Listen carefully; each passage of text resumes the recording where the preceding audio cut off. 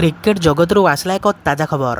तेज टी20 विश्वकप फाइनाल रे भारतर ऐतिहासिक विजय पर सारा देश में सेलिब्रेशन पालन कर जाइथिला।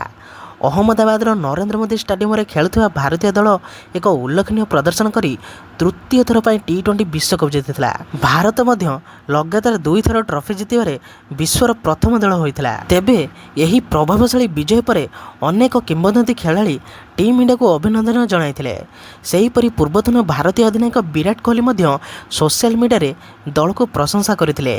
आश्चर्यजनक कथा होछि फाइनल समय अनेक पूर्वतन खेलाड़ी स्टाडियम रे उपस्थित थिबा बेले सेही समय विराट कोहली लंडन रे थिले एवं सेठारु भारतीय दल को तांकर वार्ता पठाइथिले। तेबे तांको वार्ता रे विराट कोहली भारतीय दलर प्रशंसा करी लिखिछन्ति जे यह अहमदाबाद टीम इंडिया पई एक उल्लेखनीय विजय। तेबे समग्र टूर्नामेंट रे भारतीय दल द्वारा खेलाइथिबा आक्रामणात्मक क्रिकेट अतुलनीय थिला।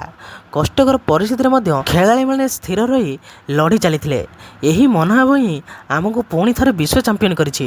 यही सफलता पाई समस्त खेलाड़ी एवं दल परिचालना को अनेक अनेक अभिनंदन। तेबे फाइनल मैच देखिया स्टाडियम रे अनेक प्रमुख क्रिकेटर उपस्थित थिले।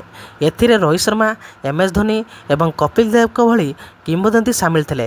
यही खेलाड़ी माने स्टाडियम रू टीम इंडिया को उत्साहित करथिले एवं विजय पर खेलाड़ी मानक अभिनंदन जणाइथिले। तेबे यही मैच रे जो माने विराट कोहली को मिस करथुले कमेंट रे लिखि दियंतु विराट कोहली एवं एही भली प्रकार वीडियो देखा पई चैनल को एबे ही सब्सक्राइब कर दियंतु एवं बेल आइकन मध्ये दबाई दियंतु, कारण एही भली प्रकार वीडियो आपण माने एही चैनल रे देखिବାକୁ पाइबे।